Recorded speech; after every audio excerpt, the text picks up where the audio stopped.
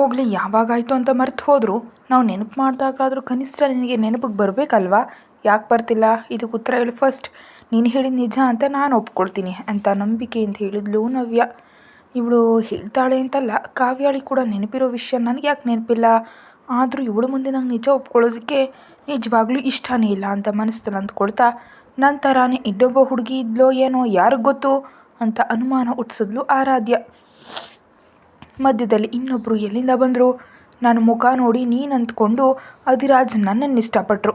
ಆದರೆ ನಾನು ನೀನಲ್ಲ ಅಂತ ತಿಳಿದ ಮೇಲೆ ಪ್ರಾಣಕ್ಕಿಂತ ಹೆಚ್ಚಾಗಿ ಪ್ರೀತಿಸಿ ನನ್ನನ್ನು ಬೇಡ ಅಂತ ಕೇವಲ ತನ್ನ ತಾಯಿಯನ್ನು ಬದುಕಿಸಿದೆಯಾ ಅನ್ನೋ ಕೃತಜ್ಞತೆಯಿಂದ ನಿನ್ನನ್ನೇನು ಉದ್ಧಾರ ಮಾಡೋದಕ್ಕೆ ಮದುವೆ ಆಗಿದ್ದಾನೆ. ಇದೇ ನಾನು ನಿನಗೆ ಹೇಳಬೇಕಂದುಕೊಂಡು ನಿಜ ಅಂತ ಆರಾಧ್ಯ ಕಡೆ ಹೀಯಾಳಿಸ್ತಾ ನೋಡಿದ್ಲು ನವ್ಯ. ನೀನಿನ್ನೂ ಒಂದು ಸೆಕೆಂಡ್ ಇಲ್ಲೇ ಇದ್ದರೆ ನಿನ್ನ ತಲೆಗೆ ನಿಜವಾಗಿಯೂ ತೂತು ಬೀಳುತ್ತೆ. ಮೊನ್ನೆ ನೋಡಿದ್ರೆ ಅದು ನೀನೇ ಅಂದೆ, ಇವತ್ತು ನೋಡಿದ್ರೆ ಅದು ನಾನು ಅಂತಿದ್ಯಾ? ನಿಜಕ್ಕೂ ನಿನ್ನ ಕಣ್ಣಿಗೆ ನಾನು ಹೇಗೆ ಕಾಣಿಸ್ತಿದ್ದೀನಿ ಅಂತ ಕೋಪದಿಂದ ಕೇಳಿದ್ಲು ಆರಾಧ್ಯ. ಆ ದಿನ ನಾನು ಬೇಕಂತಾನೆ ಸುಳ್ಳು ಹೇಳಿದೆ ಅಂತಿದ್ದೀನಿ. ನವ್ಯಾಳ ಕಡೆ ಕಿರಳಿ ನೋಡ್ತಾ, ಹೆಚ್ಚಾಗಿ ಮಾತಾಡಿದ್ರೆ ನಾಳೆಗೆ ಕತ್ತರಿಸ್ಬಿಡ್ತೀನಿ. ನಿನಗಿಷ್ಟ ಬಂದಾಗ ಬಂದು ಬಾಯಿಗೆ ಬಂದದ್ದು ಹೇಳಿದ್ರೆ ನಾನು ನಂಬಿಡ್ತೀನಿ ಅಂತ ಹೇಗೆ ಅಂದ್ಕೊಂಡೆ? ನೀನು ಒದರೋಕ್ಕಾಗಿ ಕೂಗ ನಂಬೋದಕ್ಕೆ ಇಲ್ಲಿ ಯಾರೂ ರೆಡಿಯಾಗಿಲ್ಲ. ಮರ್ಯಾದೆಯಿಂದ ಹೊರಗೆ ಹೋಗ್ತೀಯಾ ಇಲ್ಲ ತಳ್ಳಿಸ್ಲಾ ಅಂತ ಎಚ್ಚರಿಕೆ ನೀಡ್ತಿರುವಂತೆ ಕೇಳಿದ್ಲು ಆರಾಧ್ಯ. ನಿಜಕ್ಕೂ ಅಧಿರಾಜ್ ತರ್ತವನು ನಿನ್ನಂಥ ಸಾಮಾನ್ಯ ಹುಡುಗಿನ ಯಾಕೆ ಮದುವೆ ಆಗಿದ್ದಾನೆ ಅಂತ ತಿಳ್ಕೊಳ್ಬೇಕು ಅಂತ ನಿಜಕ್ಕೂ ನಿನಗೆ ಯಾವಾಗಲೂ ಅನ್ನಿಸ್ತಿಲ್ವಾ ಅಂತ ಆಶ್ಚರ್ಯದಿಂದ ಕೇಳಿದ್ಲು ನವ್ಯ.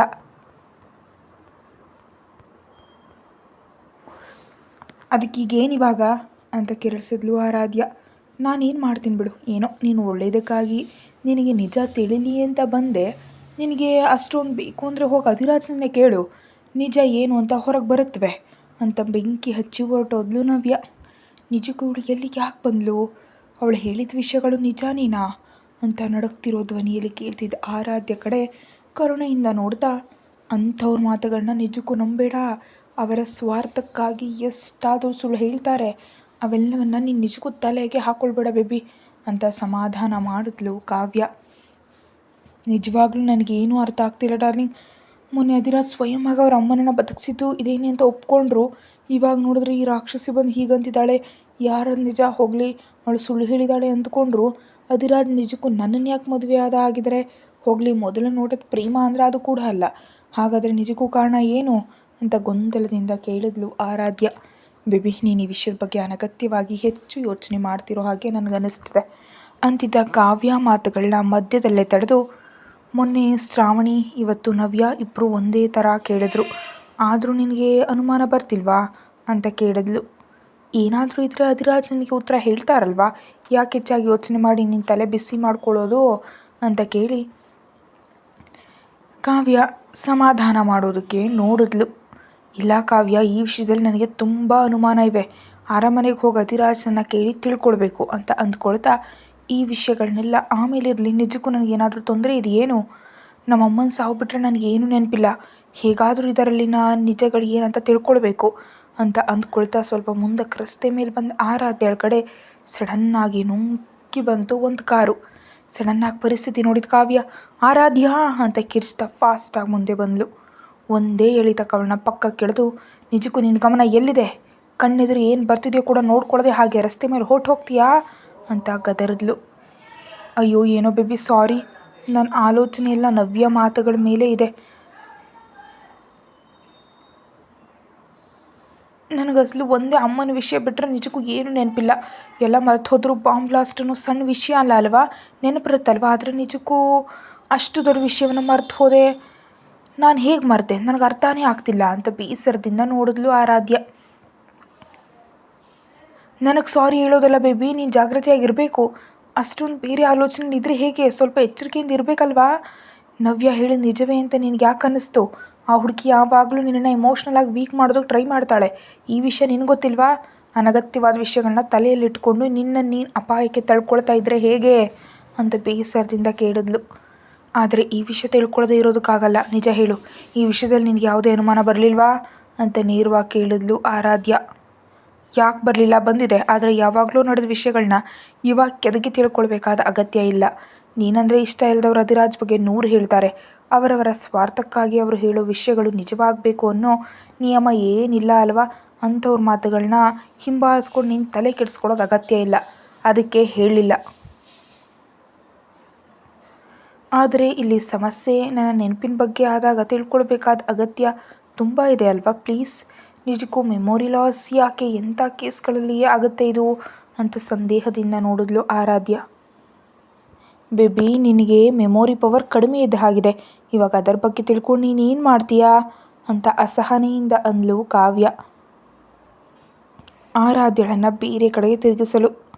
ಪ್ಲೀಸ್, ನನ್ನ ಅನುಮಾನಗಳು ನನಗಿವೆ, ಈ ಒಂದೇ ವಿಷಯದಲ್ಲಿ ಸ್ವಲ್ಪ ಸಹಾಯ ಮಾಡೆ ಅಂತ ಬೇಡ್ಕೊಳ್ತಿರೋ ಆರಾಧ್ಯಳ ಮುಖವನ್ನು ನೋಡಿ ಬೇಸರದಿಂದ, ಸೈಕಿಯಾಟ್ರಿಸ್ಟ್ ಹತ್ರ ಹೋದರೆ ಹಿಪ್ನೋಟೈಸ್ ಮಾಡಿ ನಿನ್ನ ನೆನಪನ್ನು ನಿನಗೆ ವಾಪಸ್ ಕರ್ಕೊಂಡು ಬರ್ತಾನೆ, ಒಂದು ಬಾರಿ ಟ್ರೈ ಮಾಡು ಅಂದ ತಕ್ಷಣವೇ ನಿಜ ಬೇಬಿ, ಇವಾಗಲೇ ಒಳ್ಳೆ ಡಾಕ್ಟರ್ ಹತ್ರ ಹೋಗೋಣ ಅನ್ನುತ್ತಾ ಅಷ್ಟರಲ್ಲಾಗಲೇ ಗೂಗಲ್ನಲ್ಲಿ ಅತ್ಯುತ್ತಮ ಸೈಕಿಯಾಟ್ರಿಸ್ಟ್ ಬಗ್ಗೆ ಹುಡುಕಿ ತಕ್ಷಣವೇ ಇಬ್ಬರೂ ಸೇರಿ ಹೊರಟರು.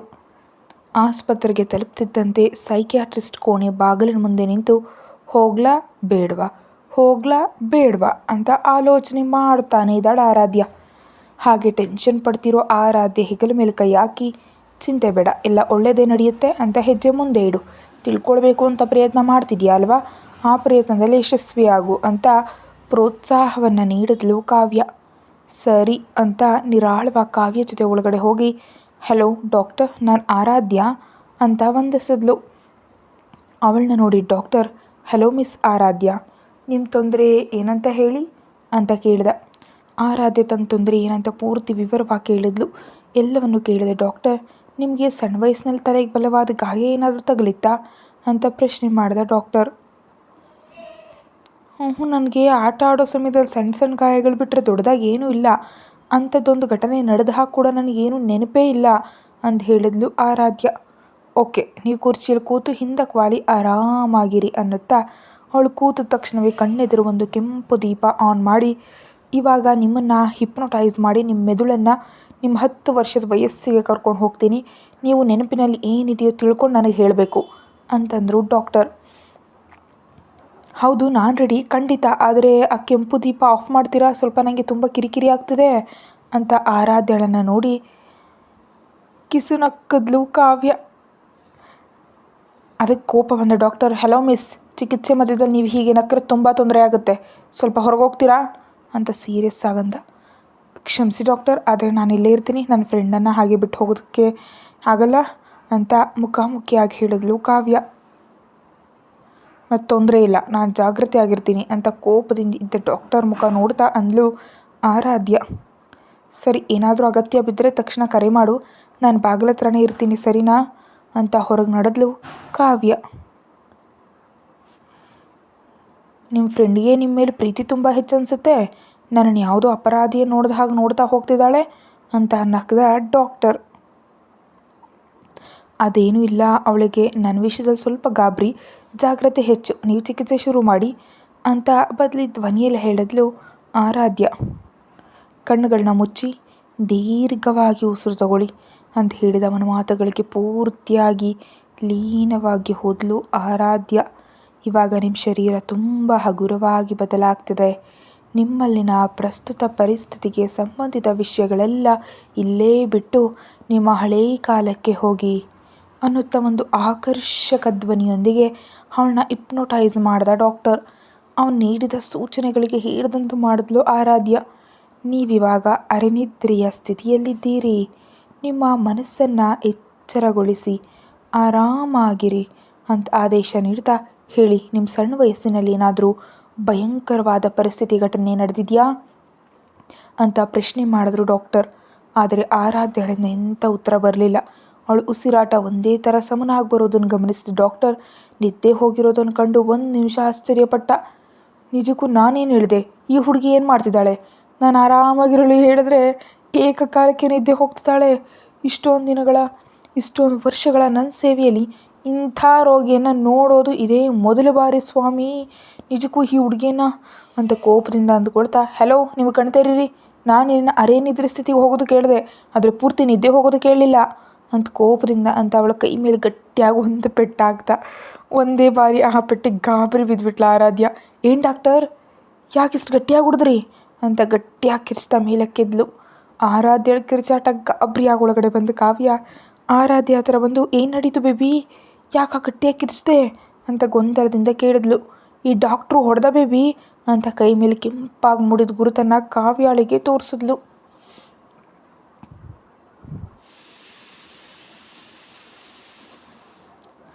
ನಿಜಕ್ಕೂ ನಿಮ್ಗೇನಾದರೂ ಹುಚ್ಚ ಡಾಕ್ಟರ್, ನನ್ನ ಫ್ರೆಂಡನ್ನು ಯಾಕೆ ಕೊಡಿದ್ರಿ, ಇದಕ್ಕೆ ನಿಮ್ಮ ಮೇಲೆ ನಾನು ಕಾನೂನು ಕ್ರಮ ತಗೋಬೋದು ತಿಳ್ಕೊಳ್ಳಿ ಅಂತ ಕೋಪದಿಂದ ಡಾಕ್ಟರ್ ಮೇಲೆ ಕಿರ್ಚಿದ್ಲು ಕಾವ್ಯ.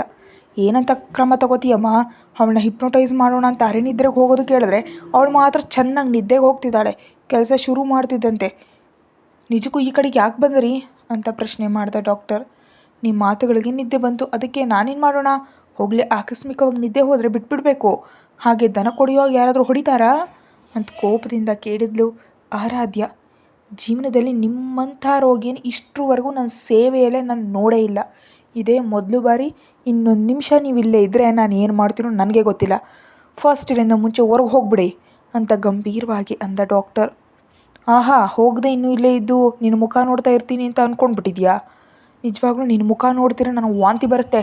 ನೀನು ನಿನ್ನ ಜೋಕರ್ ಮುಖ, ರೋಗಿನ ಹೇಗೆ ಚಿಕಿತ್ಸೆ ಮಾಡಬೇಕಂತ ತಿಳಿಯಲ್ಲ, ಆದರೆ ನೀನೊಬ್ಬ ಡಾಕ್ಟರ್, ಹೋಗಿ ಮುಖ ಕನ್ನಡಿಯಲ್ಲಿ ನೋಡ್ಕೊ, ನಾವು ಬೇರೆ ಡಾಕ್ಟರ್ ಹತ್ರ ಹೋಗೋಣ, ಇವನಿಗೆ ನಿಜಕ್ಕೂ ಏನೂ ಬರಲ್ಲ, ಫೀಸ್ ಕೊಡೋದು ಕೂಡ ದಂಡ ಅನ್ನುತ್ತಾ ಆರಾಧ್ಯ ಕೈ ಹಿಡಿದು ಅಲ್ಲಿಂದ ಕರ್ಕೊಂಡು ಹೋದ್ಲು ಕಾವ್ಯ.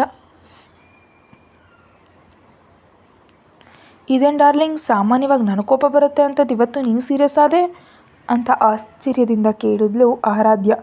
ಏನೋ ಬೇಬಿ, ಅವ್ನು ನಿನ್ನನ್ನು ಹೊಡೆದದನ್ನು ನನಗೆ ಇಷ್ಟ ಆಗಲಿಲ್ಲ, ಹಿಪ್ನೋಟೈಸ್ ಮಾಡ್ತಿದ್ದಾಗ ತುಂಬ ಜನಕ್ಕೆ ನಿದ್ದೆ ಬರುತ್ತೆ, ಅಷ್ಟಕ್ಕೆ ಅಷ್ಟೊಂದು ಕೋಪ ಮಾಡ್ಕೊಳ್ತಾನಾ, ಹೋಗಲಿ ಇನ್ನೊಂದು ಬಾರಿ ಆದರೂ ಪ್ರಯತ್ನ ಮಾಡಿದ್ನ ಅಂದರೆ ಅದು ಕೂಡ ಇಲ್ಲ, ತಪ್ಪು ಅವನ ಕಡೆ ಇಟ್ಕೊಂಡು ಮರಳಿ ನಮ್ಮನೆ ಅಂತಾನ, ನಿಜಕ್ಕೂ ಇಷ್ಟ ಆಗಲಿಲ್ಲ ಅದಕ್ಕೆ ಸೀರಿಯಸ್ ಆದೆ ಅಂತಂದ್ಲು ಕಾವ್ಯ. ಅದು ಸರಿ ಇರಲಿ ಬಿಡು, ಇಷ್ಟಕ್ಕೂ ನನ್ನ ಸಮಸ್ಯೆಗೆ ಪರಿಹಾರ ಏನು ಅಂತ ಬೇಸರದ ಮುಖ ಇಟ್ಲು ಆರಾಧ್ಯ. ನಿಜಕ್ಕೂ ಇಲ್ಲಿಗೆ ಬಂದಿದ್ದೆ ನನ್ನ ನೆನಪು ಬರುತ್ತೆ ವಾಪಸ್ ಪಡೆಯೋದಕ್ಕೆ, ಇವನೇನೋ ಏನೇನೋ ಅಂತಿದ್ದಾನೆ, ಇವಾಗ ಹೇಗೆ ತಿಳ್ಕೊಳ್ಳೋದು, ಇನ್ನೆಂದಿಗೂ ತಿಳ್ಕೊಳ್ಳೋದಕ್ಕಾಗಲ್ವಾ ಅಂತ ನಿರಾಸೆಯಿಂದ ಅಂದ್ಲು ಆರಾಧ್ಯ. ಚಿಲ್ ಬೇಬಿ, ಇವನಲ್ದಿದ್ರೆ ಈ ನಗರದಲ್ಲಿ ಇನ್ನೂ ಒಳ್ಳೆ ಡಾಕ್ಟರ್ಸ್ ಇಲ್ವಾ.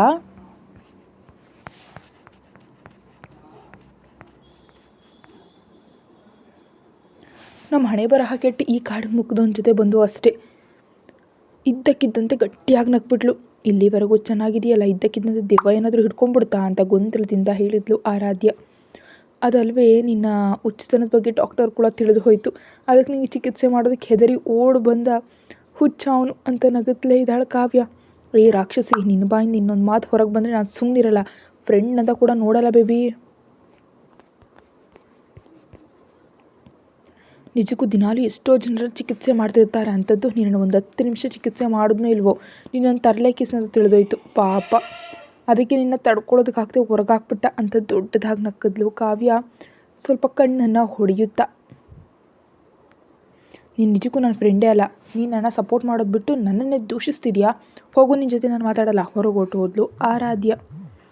ನನಗೆ ಗೊತ್ತು ಬೇಬಿ, ನಾನು ಗಿಲ್ಟಾಗಿ ಇವಾಗ ಹೀಗೆ ಮಾಡದೇ ಇದ್ದರೆ ನೀನು ದಿನ ಇಡೀ ಅದೇ ವಿಷಯದ ಬಗ್ಗೆ ಯೋಚನೆ ಮಾಡ್ತಿರ್ತೀಯ, ನಿನಗಿವಾಗ ಗಮನ ಬೇರೆ ಕಡೆ ತಿರುಗಿಸೋದು ತುಂಬ ಅಗತ್ಯ ಅಂತ ಹೊರಗೆ ನಡೆದ್ಲು ಕಾವ್ಯ.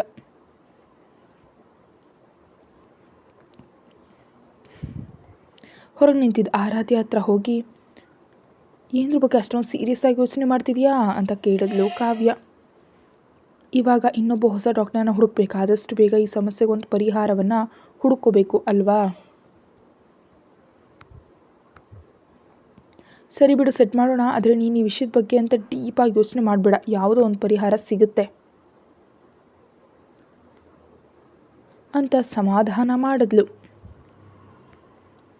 ಅದು ಸರಿ ಇರಲಿ ಬಿಡು, ನಾವಿಲ್ಲಿಗೆ ಬಂದ ವಿಷಯ ಯಾರಿಗೂ ತಿಳಿಯೋದಕ್ಕೆ ಅವಕಾಶ ಇಲ್ಲ, ನಾನು ಯಾಕೆ ಇಷ್ಟೊಂದು ಒತ್ತಿ ಹೇಳ್ತಿದ್ದೀನಿ ಅಂತ ಅರ್ಥ ಆಗೇ ಇರುತ್ತಲ್ವಾ ಅಂತ ಒತ್ತು ಹೇಳಿದ್ಲು ಆರಾಧ್ಯ. ಅರ್ಥ ಆಯಿತು, ಆದರೆ ಈ ವಿಷಯ ನೀನು ಹೇಳದೇ ಇದ್ದರೆ ಅಧಿರಾಜ್ ಅವ್ರಿಗೆ ತಿಳಿಯಲ್ಲ ಅಂತ ಅಂದ್ಕೊಂಡ್ಬಿಟ್ಟಿದ್ಯಾ ಅಂತ ಹೇಳಿದ ಕಾವ್ಯಾಳಿಗೆ. ಏನೋ ನನಗದೆಲ್ಲ ಗೊತ್ತಿಲ್ಲ, ನಮ್ಮ ಮೂಲಕ ಮಾತ್ರ ತಿಳಿಬಾರ್ದು ಅಂತಿದ್ದೀನಿ ಅಂತ ಉತ್ತರಿಸಿದ್ಲು ಆರಾಧ್ಯ. ಬೇಬಿ, ನೀನು ಅಧಿರಾಜ್ ಅವ್ರ ಅಮ್ಮನನ್ನು ಬದುಕಿಸಿದ್ಯಾ ಅಂತ ಅಂತಿದ್ರೆ ಹಾಗಾದರೆ ನೀನು ಯಾರಂತ ಅವಳಿಗೆ ತಿಳಿದೇ ಇರುತ್ತದಲ್ವಾ, ಅವ್ರನ್ನ ಕೇಳಿದ್ರೆ ವಿಷಯ ತಿಳಿತದೇನೋ, ಆ ಕಡೆಯಿಂದ ಟ್ರೈ ಮಾಡಿದ್ರೆ ಚೆನ್ನಾಗಿರುತ್ತೇನೋ ಅಂತ ಸಲಹೆ ನೀಡಿದ್ಲು ಕಾವ್ಯ. ಎಸ್ ಹೌದು, ಅವರಿಂದ ಈ ವಿಷಯ ಹೇಗಾದರೂ ತಿಳ್ಕೊಳ್ಬೇಕು.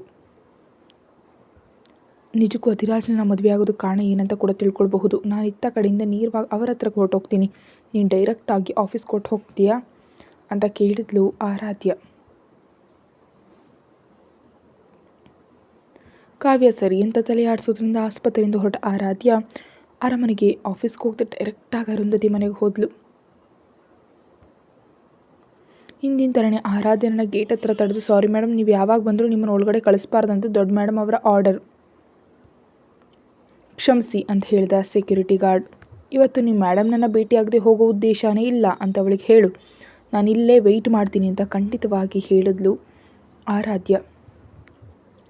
ಅವಳಿಗೆ ತುಂಬ ಕೋಪ ಬಂದಿದೆ. ನಿಜಕ್ಕೂ ನಾನು ಮಾಡಿದ ತಪ್ಪಾದರೂ ಏನು, ನನ್ನ ಜೊತೆ ಯಾಕೆ ಹೀಗೆ ಬಿಹೇವ್ ಮಾಡ್ತಿದ್ದೀರಾ, ಬದುಕಿಸಿದ ಮನುಷ್ಯನ ಮೇಲೆ ಹಗೆತನ ಕೂಡ ಸಾಧಿಸ್ತಾರಾ, ಯಾಕೆ ಈಕೆಗೆ ನಾನಂದ್ರೆ ಇಷ್ಟೊಂದು ಕೋಪ, ನಿಜಕ್ಕೂ ಈ ದಿನ ನಾನು ಯಾವುದಾದ್ರೂ ತಿಳ್ಕೊಳ್ಳದೆ ನಿಜಕ್ಕೂ ಸುಮ್ಮನೆ ಇರೋದಿಲ್ಲ ಅಂತ ಬಲವಾಗಿ ಅಂದ್ಕೊಂಡ್ಳು.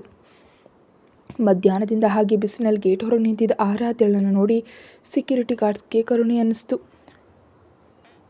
ಮೇಡಮ್ ಮೇಲೆ ದೊಡ್ಡ ಮೇಡಮ್ ಯಾಕೆ ಇಷ್ಟೊಂದು ಕೋಪ ತಿಂದಿದ್ದಾರೋ ಅವರಿಗೆ ಅರ್ಥ ಆಗಲಿಲ್ಲ. ಹಾಗಂತ ಪ್ರಶ್ನೆ ಮಾಡೋ ಧೈರ್ಯ ಇಲ್ಲದೆ ಸುಮ್ಮನೆ ಇದ್ಬಿಟ್ರು.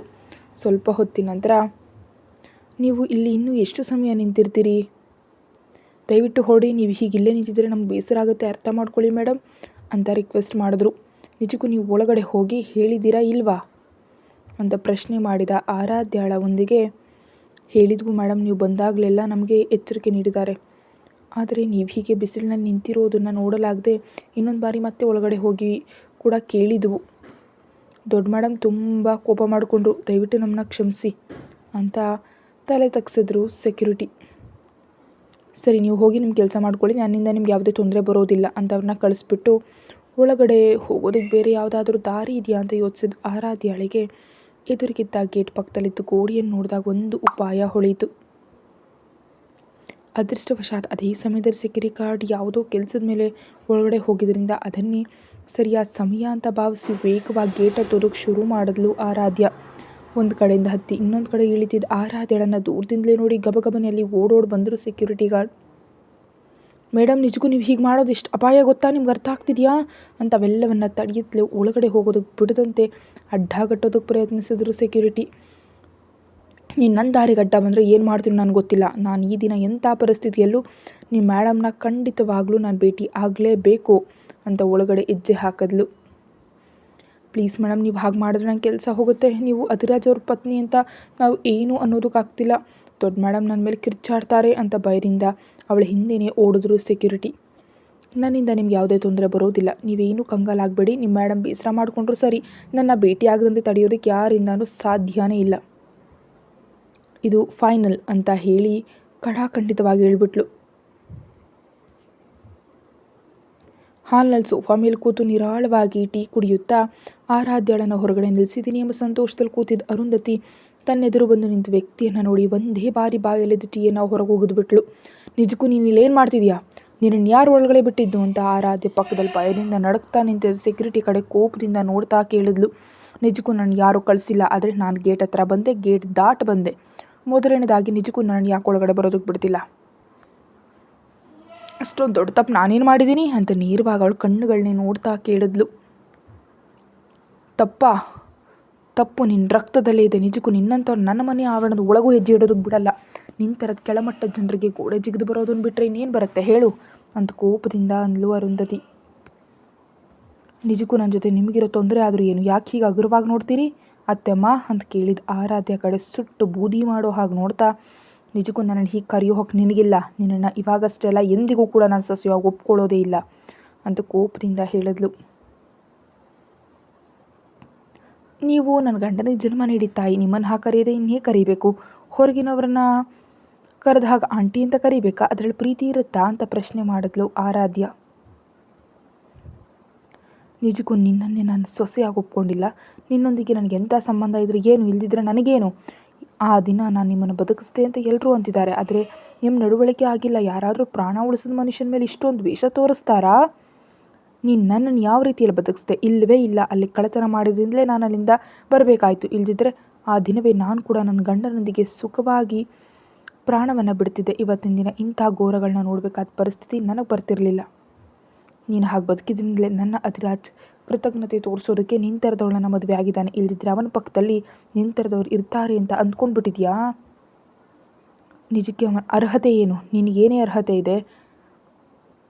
ಅವನ ಅರ್ಹತೆ ಏನು? ನನ್ನ ಮಗನ ಜೀವನ ಹೇಗಿರಬೇಕಂತ ನಾನು ಕನ್ಸ್ಕೊಂಡಿದ್ದೆ ಗೊತ್ತಾ ಅಂತ ಆವೇಶದಿಂದ ಮಾತಾಡಿದ್ಲು ಅರುಂಧತಿ. ಅವಳು ದೇಶದಲ್ಲಿ ಆ ರಾತ್ರಿನೇ ಅಂತ ಒಳ್ಳೆಯದು ನಡೆದಿಲ್ಲ ಸರಿ, ಸದಾ ಪ್ರಾಣಕ್ಕಿಂತ ಹೆಚ್ಚಾಗಿ ಪ್ರೀತಿಸ್ತಿದ್ದ ಗಂಡ ಕೊನೆ ಕ್ಷಣದಲ್ಲಿ ತನ್ನ ಜೊತೆ ಇಲ್ಲದೆ ಹೋದ್ನಲ್ಲ ಎಂಬ ಕೋಪ ಅವಳಲ್ಲಿ ಮತ್ತಷ್ಟು ಹೆಚ್ಚಾಗಿತ್ತು. ಕತೆ ಮುಂದುವರಿಯುತ್ತೆ. Thank you.